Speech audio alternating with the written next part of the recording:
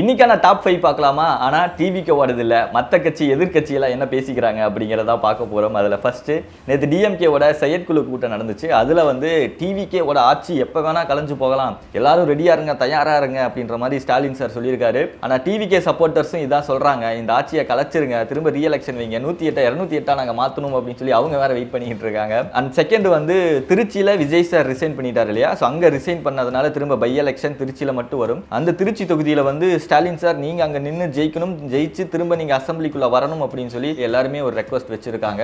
And third, இதுதாங்க சூப்பரான விஷயம், நம்ம டிவிகேக்கு வந்து ஒரு 25 எம்எல்ஏஸ் ஏடிஎம்கேல இருந்து சப்போர்ட் பண்ணாங்க இல்லையா? அந்த சப்போர்ட் பண்ண எல்லா எம்எல்ஏஸோட பதவியும் வந்து இபிஎஸ் வந்து தூக்கிட்டாரு. ஆனா எஸ்பி வேலுமணி அந்த டீம் எல்லாம் என்ன சொன்னாங்க அப்படின்னா, நாங்க வந்து ஏடிஎம்கே ஆட்சியை வந்து ரெண்டா பிரிக்கிறதுல எங்களுக்கு உடன்பாடே கிடையாது, நாங்க எல்லாரும் சேர்ந்து இருக்கணும் தான் ஆசைப்படுறோம். ஆனா எடப்பாடி ஒரே ஒரு விஷயத்தை மட்டும் மாத்திக்கணும், அவர் மேல ஏதாவது குறை சொன்னாலோ அவர் மேல ஏதாவது தப்பு சொன்னாலோ அவர் வந்து அக்செப்ட் பண்ணிக்க மாட்டாரு, அவர் கண்டிப்பா அதை அக்செப்ட் பண்ணிக்கிட்டு கட்சியோட நல்லனுக்காக வந்து அவர் மாத்திக்கணும் அப்படின்னு எல்லாம் சொன்னாங்க.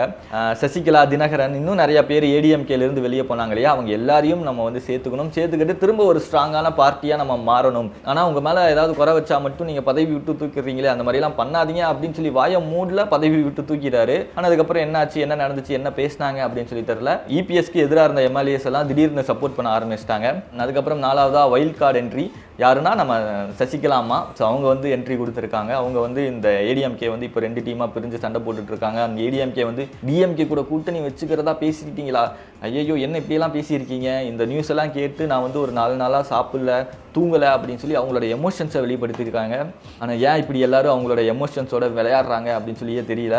ப்ளீஸ், அம்மா சாப்பிட்டு 4 நாள் ஆச்சு, ஏதாவது பண்ணுங்கள், சண்டை போடாதீங்க. அண்ட் 5ஆவதா ஸ்டாலின் சார் வந்து ஒரு வீடியோ போட்டிருக்காரு. அதில் எனக்கு ரொம்ப பிடிச்ச விஷயம் என்னதுன்னா, ஒருவேளை இந்த எலெக்ஷனில் டிஎம்கே ஜெயிச்சிருந்தது அப்படின்னா எல்லா கிரெடிட்டும் எல்லா பாராட்டுகளும் எனக்கே வந்திருக்கும். ஆனால் இப்போ நம்ம தோத்துட்டோம், அதனால அந்த கிரெடிட்ஸும் நானே எடுத்துக்கிறேன், அந்த தோல்விக்கு நான் தான் காரணம் அப்படின்னு சொல்லி அவர் சொல்லியிருக்காரு.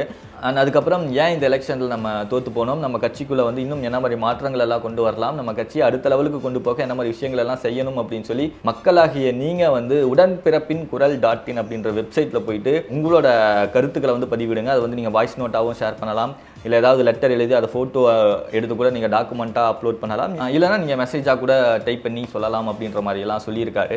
ஸோ இதுதான் வந்து எதிர்கட்சியில் சில விஷயங்கள் எல்லாம் பண்ணுறாங்க. ஏன்னா நம்ம எப்போ பார்த்தாலும் டிவிக்கு என்ன பண்ணுறாங்க அப்படின்னு சொல்லியே தான் பார்த்துட்டு இருக்கோம். எதிர்கட்சியெல்லாம் என்ன மாதிரி விஷயங்கள் எல்லாம் பண்ணுறாங்க அப்படின்னு சொல்லி நமக்கு தெரியாமல் இருக்கு இல்லையா? ஸோ அதையும் நீங்கள் தெரிஞ்சுக்கணும் அப்படின்னு சொல்லி தான் இந்த வீடியோ போட்டேன். அடுத்தது டிவிக்கு இன்றைக்கி என்ன மாதிரி விஷயங்கள்லாம் பண்ணியிருக்காங்க அப்படிங்கிறத அடுத்த வீடியோவில் உங்களுக்கு போடுறேன், மறக்காமல் ஃபாலோ பண்ணிக்கோங்க.